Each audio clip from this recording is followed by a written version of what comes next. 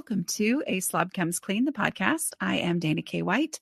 I share my personal deslobification process. As I figure out ways to keep my own home under control, I share the truth about cleaning and organizing strategies that actually work in real life for real people, people who don't love cleaning and organizing. Thanks for joining me today. This is podcast number 454, and I think I'm going to call it Tackling a Space Full of Generations of Clutter. So I am talking with one of my Patreon people today, and we are talking about grief and the reality of grief and her own grief-related clutter. She's very experienced with grief. As a nurse, she's helped a lot of people navigate through grief, but now she's having to do that herself. And I think you're going to love this conversation. It was a great conversation. And just know that there is a chapter at the back of Decluttering at the Speed of Life, my book, where I teach you my 5-step no mess decluttering process specifically on grief and the reality of clutter and grief. So just wanted you to know that that is there. It's available wherever books are sold. Most libraries have it. If yours doesn't, you can always request that they get it. Okay. Here is my conversation. Lori, thank you so much for being willing to come on the podcast. I'm excited to talk to you. Tell me a little bit about yourself and your unique life situation. Well, I'm excited to be here. I'm married. We've been together for 47 years now. Oh, wow. That's great. 2 daughters, both who are now out of the house. So we're empty nesters. And I've been a nurse for almost 40 years. And for about 37 of that, I worked 3 to 11, particularly when the kids were little. Okay. But now I'm working 9 to 5, which is a big change for me. We've lived in the same house now for 30 years, just recently paid off the mortgage. And I'm dealing with some of the stuff from the attic that got put up there the day we moved in, and nobody but me has seen it since.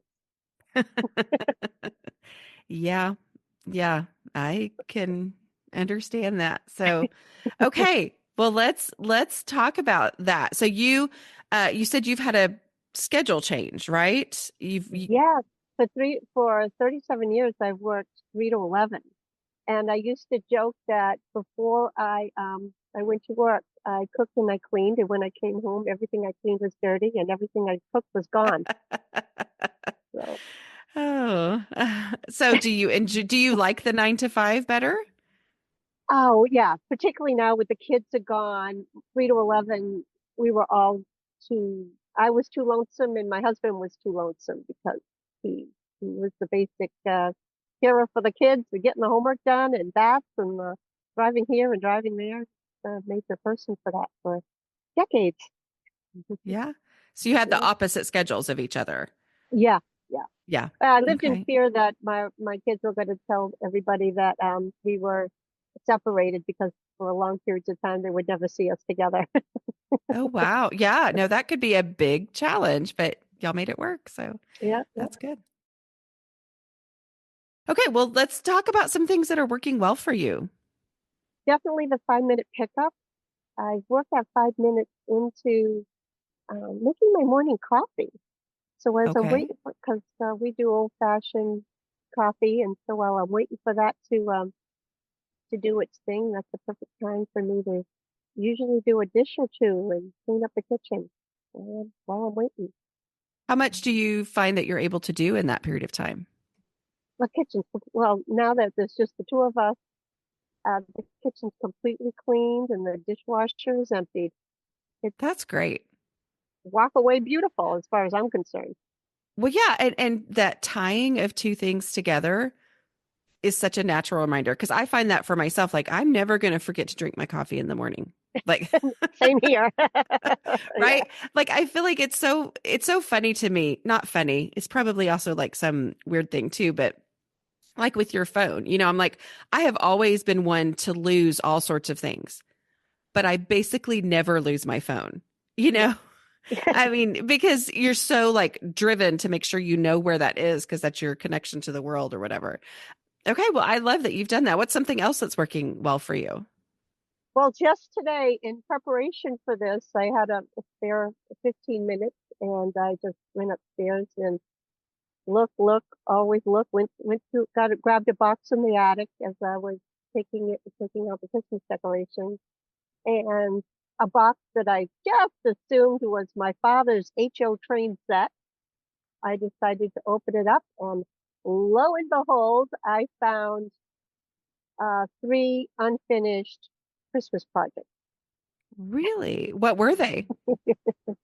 Oh, my other big problem is I'm a quilter, and that's one of the things I love being kindred spirits. I get to hear about all the, the teachers who have their, lesson plans that they don't want to let go of, and the quilters that have more fabrics and patterns than we have days left to live.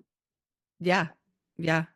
No, that's really interesting. I find that even I've been doing this for so long and I will still have things that I'm like, oh, I know what that is. And I have to remind myself, Dana, don't assume. Don't assume that you know what that is because looking might be the thing that makes you realize, oh, I can actually just let go of this or whatever.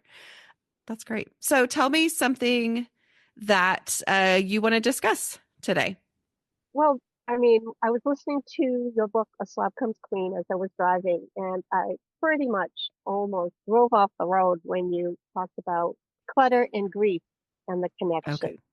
Yeah. Because being a nurse, I particularly worked with Alzheimer's patients for decades.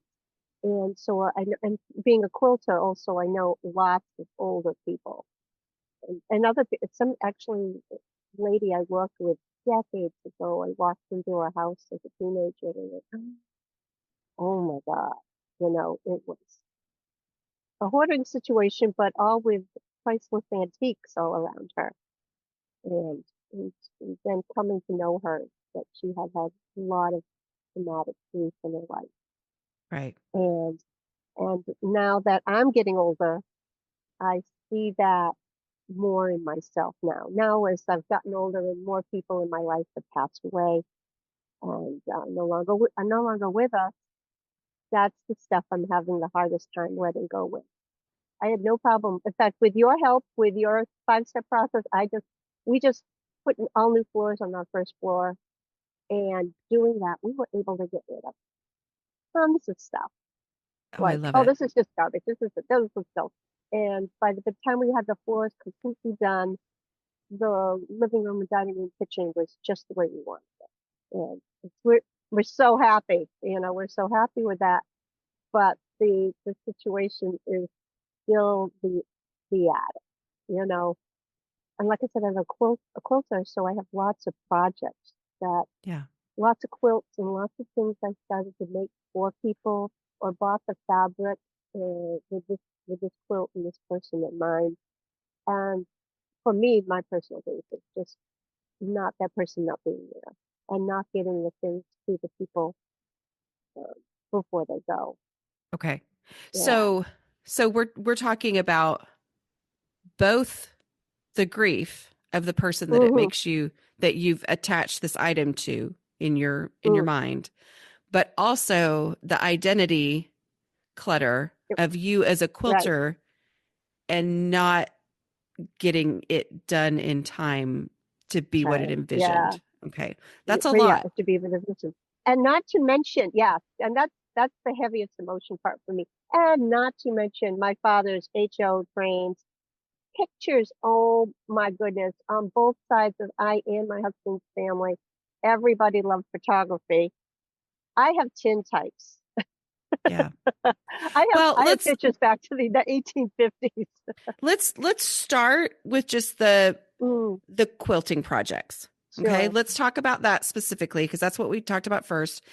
Talking about both the grief side of it and the identity side of it. And so the identity side is a lot to do with grief on its own, even if we weren't in Mm, the situation where you'd actually lost the person. So many times that's the reality of, oh, I am the queen of great ideas that I never followed through with, right? yep, And yep.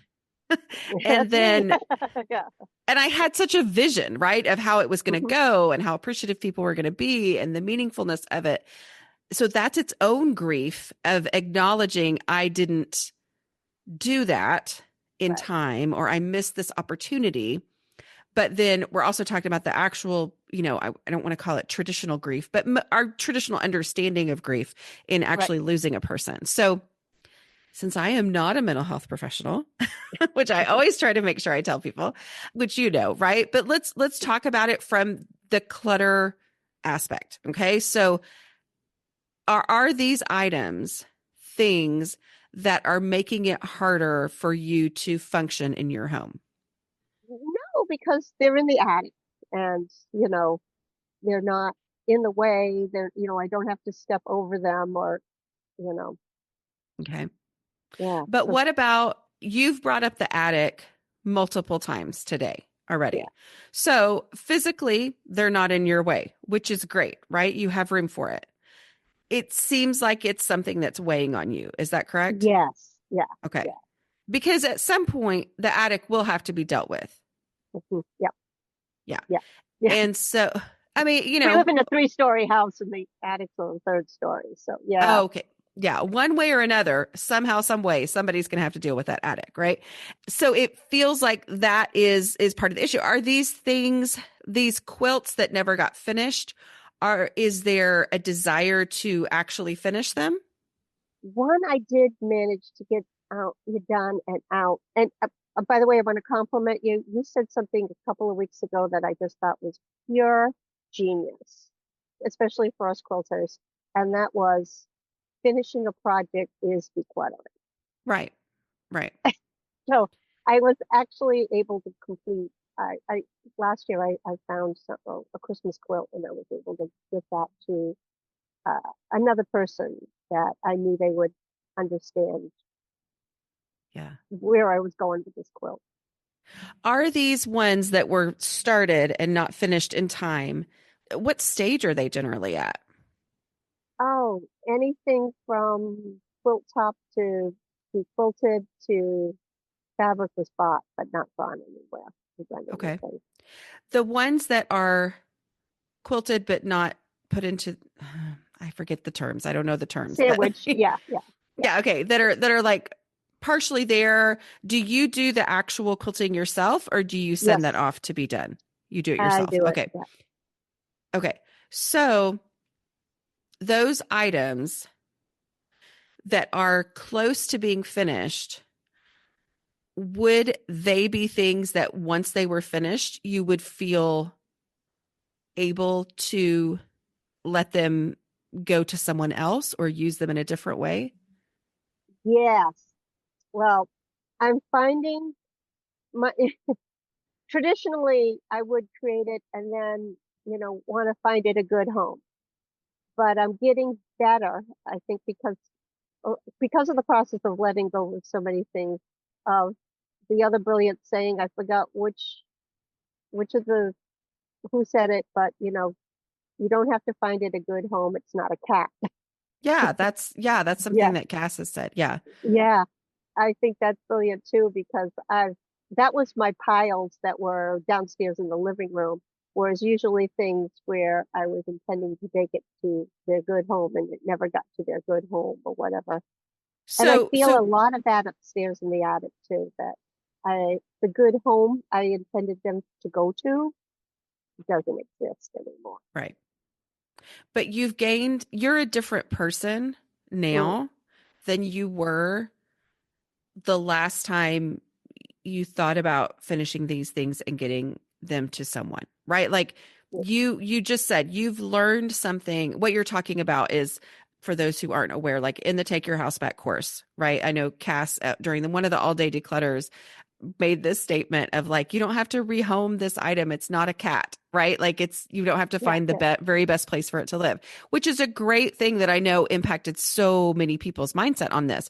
So because you have changed your mindset on that, you are different now, right? Like you have gained Mm, decluttering experience, you've gotten to the point where you're willing to just let things go so that they can go be something and not necessarily the perfect home, because finding that perfect home is so often, almost always probably, the thing that keeps the stuff inside the house, right? Like that keeps the clutter from actually leaving the house, is that idea that we've got to find the perfect home for it. So that mentality for you is different now than it was before Mm. when thinking about these things. And I think that that's something that we have to be so aware of, is that my reaction that I had maybe before you read Decluttering at the Speed of Life, or before you worked on your downstairs and redid the flooring and experienced the power of the 5-step process, and you got rid of so much stuff. I mean, you were so excited when you just told me that. Like, it's exactly what we wanted it to be. Yeah. And so Oh, you're a cool. different person than you were before, when you would just look at clutter and try to think about, oh, I got to do all this. Now you're like, oh, I really like my house being under control. Yeah. Right. Yeah. You know, Yeah. and Oh, it's not that you didn't we, like it before, but it's just a different thing. yeah. When we were dropping things off at, the local charity shop, we were positively giddy. Yes. Giddy. Yeah. Yeah. And so you're different, meaning when you go up to these things, yes, the grief is still real. You still love these Mm. people, you miss them, you still regret, the identity that you had of being the person to present them with this thing, and then that ran out of time and you did, so all of that is still there, but you're in a different place because of how you look at clutter differently. And so, you just said that the power of that idea that you can finish the project and call it decluttering. Like, I would say pick the easiest one to actually finish. Like, which one is the closest to being finished, and do that and let it go. And then, go through them that way, so that you're getting the joy of actually finishing, knowing that, yes, it's hard, but at the same time, I'm different now and I want this thing to go out and, live a life as a quilt, because there's a lot of people who are going to enjoy that and appreciate that. Right. And that also, I feel like sometimes too, well, I don't feel like, I know that the reality of grief is that you have to walk through it, right? Like, we can't, Yeah. and you have experience dealing, helping people through these process. Like, there is no avoiding of it. There's no going around it. We can try to avoid it. I believe that clutter can be the physical manifestation of avoiding grief, right? Mm. Like, I'd rather Mm-hmm. just not Oh, look yeah. at it. Yep. Yep. Yeah. Right. But when I work through the clutter, that is me walking through the grief. And so it may be very difficult, right? Like, there may be some of these quilts that the person, that you're remembering, that's going to be a hard one. So maybe pick the easiest one that's the closest to being finished, Mm. Mm. and work through that one. Don't wear mascara. Let yourself cry if you need to. I mean, it's Yeah. tough. It's hard, but it also will be part of that process of going through it, and then see if the next one, you can work through it. But I think it's that giving yourself permission to feel the feelings, knowing that this is part of the grief process, and that grief is honoring to the person, Mm. I believe, right? Like, I mean, just ignoring the stuff in the attic and letting it be a weight on you is, to me, less honoring than going through the actual grieving Right. process. How's that make you Oh, feel? yeah. Um, yeah, I like the idea, and maybe picking, like, the stuff that's what kind of closest to get done is a lot of Christmas stuff, because I always run out of time by the end of the year. And that's also the less emotional, less further back. That was for like item that's a good use, but I just didn't finish it last year. So there's a lot of that I can get to it. The bigger quilts, yeah, I can just choose the least emotionally, attached to things at a time. That's the most further along in its little process of getting done. Every time you do one of the ones that is going to be a little less emotional, and you feel the feelings and you get through it, again, you're a different person at the end of each Yeah, time.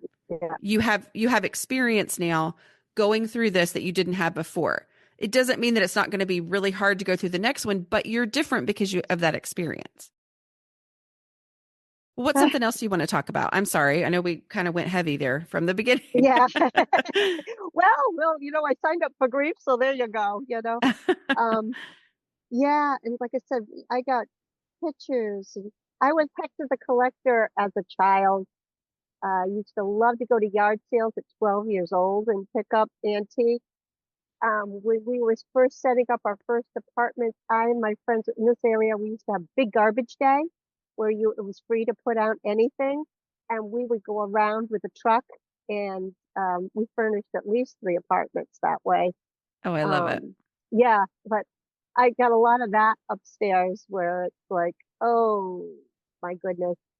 And a lot of things of relatives that my kids, they're going to be the poor people that are going to, have to go up in this attic, and deal with it. And I'm sort of dealing with what my mother put in her attic because she didn't want to deal with it, and sometimes what my grandmother put in the attic that she didn't want to deal with. So multi generations of Yeah. of stuff. And I actually also have. I counted them. I was like, think I have 6, and I used to have 8 because we successfully got 2 of these out of there. 6 large quilts from the 1800s that aren't even mine. They were given to me by another quilter who just bequeathed them to me to find them a good home in specific, 2 of Yep. which I was able to. But yeah, so I have other people's stuff that they couldn't process. Yeah. And literally, sometimes I feel like I'm choking because I have Yeah. to process it. Yeah. Yeah. No, that's what happens to us, right? Is we love the stuff, we appreciate the stuff, we see its beauty, we see its value, and other people are like, oh, Hmm. good, then I can dump it on her, right? Like that was Yeah. me. That was me too. And it's hard because I do anyway, not to go into my own things, but sometimes I'm like, no, don't just never offer me anything anymore because of that. But I'm like, but at the same time, I'm like, no, I do need to not, take everybody else's stuff. Yeah, so this is the stuff that is in your third floor attic at this point. Yeah. Yeah. Okay. Have you gone into the attic and said, I am going to go through the process, meaning I'm going to make my goal less and better, and I'm going to start with the trash and then the easy stuff? Or have you gone through the 5-step process up there? You said you've done it on the floor, on the ground floor, On which the is what first floor. allowed Yeah. you to, get that. But have you gone in there and just said, I'm going to do the process up here and see what happens? Not in the way I could do it downstairs where it Yeah. was like, okay, just work around the room and where are we here? I have been doing it like kind of like one box at a time, which has been sort of successful. But then, you get the aunt, whoever's, you know, in this part of the country, we have Pier Point glass, and everybody got their grandmothers and great grandmothers Pier Point glass. And you go into the charity shops here, and that's what you'll find. You'll find everybody's Pier Point glass because, you know, it meant something. That generation thought, oh my God, this is valuable. Yeah. I was raised by But people who survived the Depression, so right. anything that looked shiny, they kept. Yeah. Right. However, Mm, what's happening as you're telling me this is the mm, reason that we have the 5-step process, which is yeah. your brain is Yeah. immediately going to that thing that you're like, Hmm. but my mom and my grandma valued this, but it's also not valuable. I see it all the time there, but also they loved it. And, but also I love it, but also it's good, but also your brain is going straight to the thing Yes. that's the Yeah. most difficult, which Most, means that it feels like third floor equals hard, impossible decisions, yes. right? Okay. Yeah. So that's why we go through the process. It is absolutely possible that you will not find any trash, not find any obvious donations, not find any easy stuff that actually belongs somewhere else. It's possible, but I doubt it. Yeah. No. Yeah. Right. I know. I know. Yeah. Right. And it's that momentum, and it's like, what if you got it to the point where only a small portion was actually this hard stuff? What if you went ahead and got rid of the easy stuff by looking and just seeing if there's any easy stuff? Do you know what I mean? It's that this is the Mm. reason we have the 5-step process, is because when we feel like we need to declutter, we think about that one hard thing and it feels like everything's going to be hard. And so we just go in with this non-committal idea. I'm going to see if anything's not hard, and I'm going to do this because I have an actual process. I'm going to start with the trash and say, is there any trash up here? Can I ask you another thing? What would you like for the definition of your attic space to be? How would you like to actually use that space if this clutter was not an issue? Well, it is used as a guest room. There is a bed, but like when my daughters, um, come home for Christmas, one of them will be sleeping up there, and so it is a Okay. guest room up there. Quite Okay. a spacious guest room. They Is there don't have to be storage? stepping over boxes. Yeah, They do or they don't? they don't. No, the storage Okay. is all kind of up against the wall and tucked away. Okay. Would you like for it to not be storage and just a guest room, or There's definitely enough room for both because it's large. But my but it kids, we moved their stuff up there too, but that's far less than the stuff yeah. I have. And like I said, most of the stuff I have went up there 30 years ago, and the kids have never seen it, so they have no relationship to it. Yeah. You know, they're not going to say, "Oh, I'm going to keep this because I remember this in my childhood." Nope. Yeah. Yeah. Yeah. Yeah, I think that going in, and I know you've been doing box by box, which how has that worked? Have you been able to get rid of a lot of stuff or not? No, because I keep hitting the different objects from different aunts and people from my childhood. Yeah. Do you have any dream of what that space could be other than storage? Storage and guest room when the kids come? No, not really. Actually, Okay. the quilting stuff, because I'm lucky now, one of my kids' bedrooms we've changed into for the first time ever, and a nice sewing room. I finally have my own sewing space Oh, where good. my machines are out all the time, and I'm not doing it on the kitchen table like I did for 40 years. I have a design wall. My goal that I would love, and this is where I love the container concept. This is my goal for next year because I still have some fabric in the attic that hasn't been made into anything, and some in another space that I used to use for quilting when I was doing everything on the kitchen table. My goal is to have all my fabric fit into my sewing. And the fabric is currently up there in the attic? Yeah, I got some in the attic and some downstairs. And Okay. and neither one of those are like a terrible problem, But you want it to be but I in the would sewing just like room. it gone. Yeah, yeah, Of course, of course. yeah. Okay, well then that's one way to get started on the attic stuff. My first advice would be, if you're wanting to declutter the attic, go in and say, I'm going to follow the 5-step process. It feels like everything's going to be sentimental, but I'm just going to do the process Mm, with the most visible things first, and then I'm going to go box by box without making a bigger mess, right? But as far as when you find fabric, when you come across fabric, the place where you would look first for fabric is your sewing room. That's where you all want it to go. So then you take it there now to the sewing room, which is up and down the stairs, which is not fun, right? But as you get to that space, then within the sewing room, where would I look for this fabric first? And then you start oh, embracing the reality of that space. Like, okay, I brought this fabric here that's been up there since, I'm trying to think, you said you've been in the house for 30 years. yep, Um, this easy. has been up there since 1995.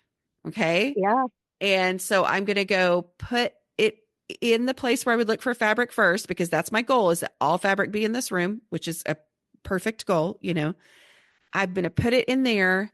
And sometimes it's the matter of walking it down the stairs that helps it reveal to you that it's from 1995, and you yep. actually would never use it. Sometimes Yep. it's the action of opening up the cabinet and saying, "Oh, there's not much space."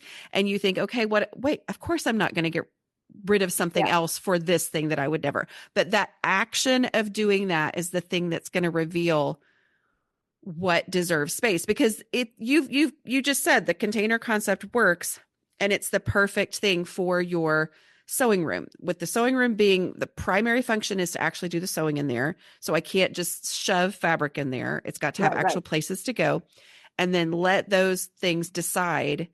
Because I think you said at the beginning, you have more sewing projects than you have days Yeah. left to live, There's left right? to live. Yeah. Yeah. Yeah. So it's that same thing of, kind of like on the first floor, you love it and you're like, we got it to where we wanted it to be because it's all functional now. It's not too much. And that same feeling can actually happen with fabric. It feels like, oh, but that couldn't happen with fabric, right? Because fabric's Yeah. wonderful. Yeah. Yeah. But as you embrace the container concept, it will start to reveal what things can go. And I think that will build some of that momentum. And so even if the first thing that you do, the easy stuff, honestly, in your attic is the Mm-hmm. fabric, because you Mm. already know where it goes. That doesn't mean you're not going to get down to your sewing room and have to make some decisions according to what there's space for.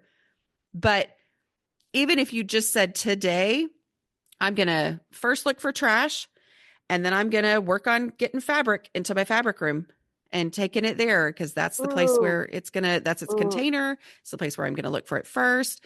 Even just that will start to build some momentum and make some progress up there, which that momentum and progress of, oh, it looks better in the attic, there's less stuff in here. Then that starts to shift in your brain that you're willing to get rid of even more stuff. And it just starts to really build upon itself. Did I Oh, solve all that your makes, problems? yeah. No, well, you did make it a little bit better. I think it is, particularly on Christmas time. It's a good time to be looking at the heavy stuff and making decisions on, Yeah. grandma's favorite things. Maybe it's time just to look for the trash and do the fabric. And fabric has the other thing I've learned after, digging up some really old stuff. Oh my goodness, it expires. It goes bad. You look at a piece of fabric and you're going, where was I going with this? And, Yeah. the quality on this is not, why do I have this fabric now? I'm not using this kind of material anymore. Exactly. But as long as it's sitting in a box or it's sitting in a pile, Mm-hmm. that doesn't it doesn't get acknowledged in your brain. It's just fabric, and I love fabric. But the action of actually taking it to its home and letting the container decide and knowing that there's going to be a limit is going to make a lot of that fabric easier to let go. Yeah. Like, okay, I Yeah. really don't like this color. Right. Right. And so many times too, like you said, people had given you stuff. I mean, who knows how much of that fabric you never actually Oh, liked, right? oh, oh, well, I'll tell you a story. One time I came home and a friend of mine knew I was quilter, and they were somebody's mother-in-law, three cousins down, like a distance, had been a quilter, had had Alzheimer's, and passed away. And I came home to eight of those biggest tubs you can buy, those on my porch. And the Do you poor still have all that? woman who had Al oh God, no. Luckily, we were having the show, and I probably only kept a quarter of it, and we sold the rest at the show as quickly as possible. But the poor woman had Alzheimer's and bought the same material and same kit more than once, Yeah. you know. Yeah. And but yeah, so I'm trying to get rid of it. Oh no, there's lots of fabric up there that I have. I did Yeah. not buy. It's like the quilts; they just occurred. I think you're going to make a ton of progress if you just, and giving yourself permission to say, I'm just worrying about fabric. That's it. That's all I'm going to do. I'm just going to deal with the Oh fabric. wow, I like that idea, Yeah. particularly at this where I'm at now. Like, you know what? Don't worry about the tin pipes and Yep. what's going to happen to those, and who knows who these people are. Um, Yeah. just do the stuff I can do. Was there something else you wanted to talk about? I think pictures, everybody finds pictures hard, I think. Um, Yep. yeah. And CDs and albums. We got my husband's and mine, record collection because we're children of the 60s and 70s. So we have our Mhm. LPs. I have my father's LPs from, the 1950s high fidelity that he was into. And then of course we had to buy everything into CD form once everything went into CDs. And now we don't have a record player. We don't have a CD player. Don't know what to do with Okay. these. Yeah. Okay. So at this point, they are purely nostalgic and of no actual function, correct? Right, right. Yeah. Okay. All right. So where would you look first for records and CDs that you cannot play? The Actually all the albums are stored in a cabinet in our living room because I was hoping that the record player that got moved up to the attic 30 years ago would work, but that didn't pan out as we dug it out this weekend. And it was Okay. like, oh, but we've literally Okay. kept them. And the CD player just recently broke, but or the last remaining CD player broke. But I don't know what to Okay. do with that tower power, as we call it. Well, okay. So the question actually was, where would Yeah, you look first for, let's break it up. Where would yeah. you look first for CDs that you can't play? They're up in the attic. Okay, but that's not the question. When Yeah. you're looking for, hey, you know what I really want right now? I want to look at a CD. I can't actually play it. I just want to look at it. Where would you look first for one that you have no intention of playing? You just want to look at it.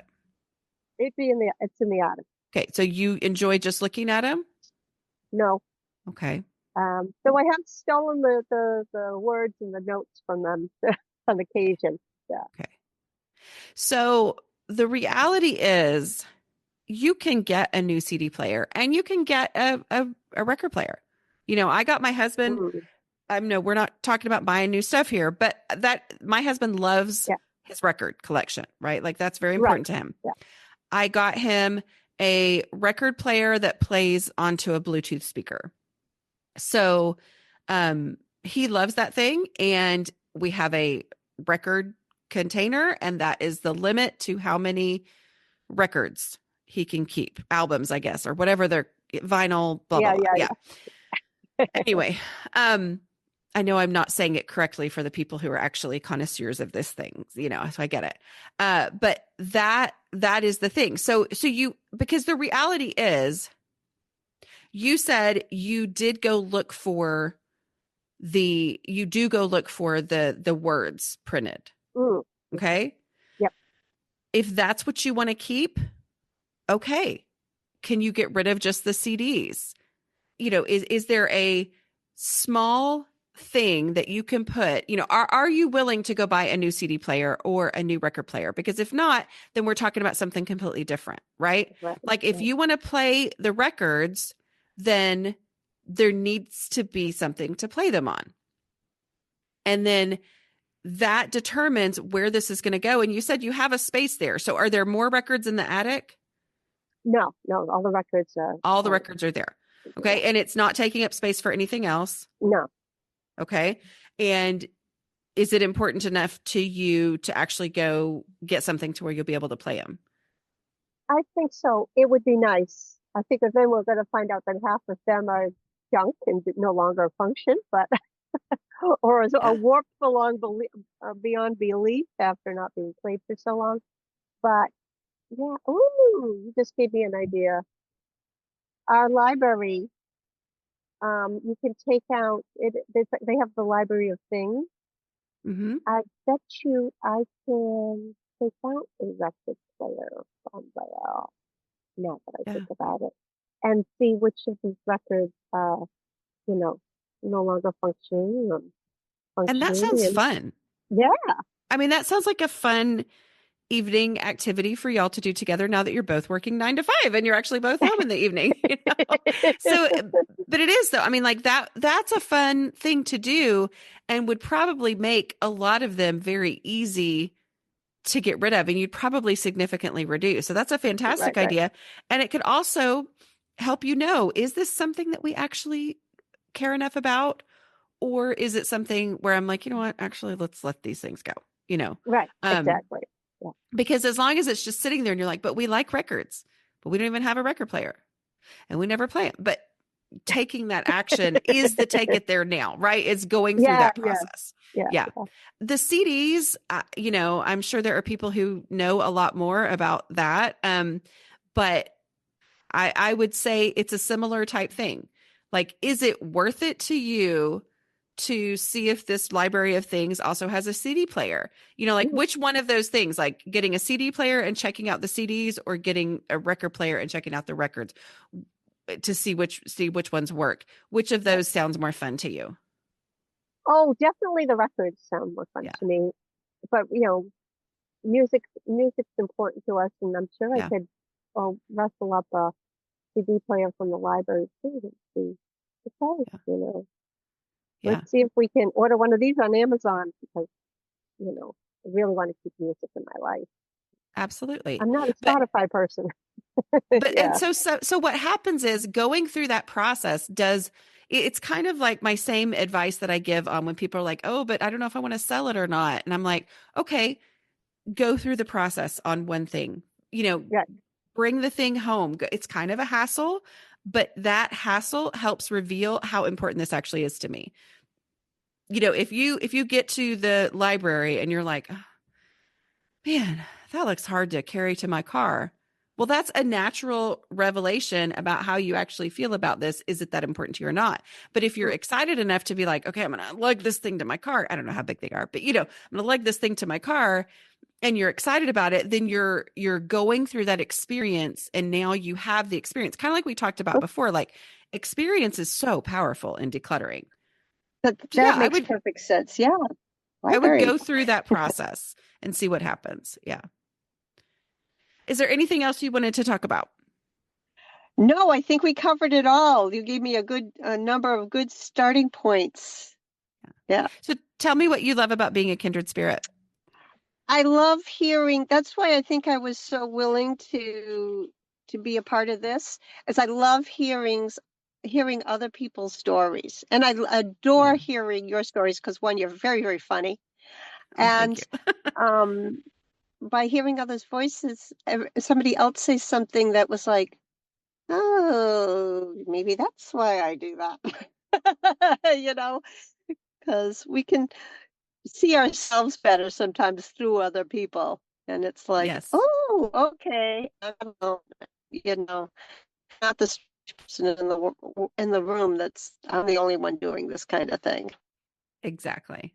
Yeah. Exactly. No, I think that's so powerful. It's just that knowing that, first of all, that I'm not the only person and that other people have, we can kind of start to learn from each other. Like, okay, well, if you struggle with that, then maybe what you found that works will also work for me. That's really Right. powerful. Yeah. Yeah. Yeah. Okay. I hope y'all loved that conversation. I am so incredibly thankful to my Patreon members who are willing to come on and talk about things. I hear from so many of you who tell me that it is so helpful to you to hear people's stories. And then we apply the same processes. That's not how it works. We apply the same processes to unique situations and they still work. So love this conversation. If you're interested and finding out more about being a member of our Patreon community, go to patreon.com/aslobcomesclean. All right. I will talk to y'all next week. Bye.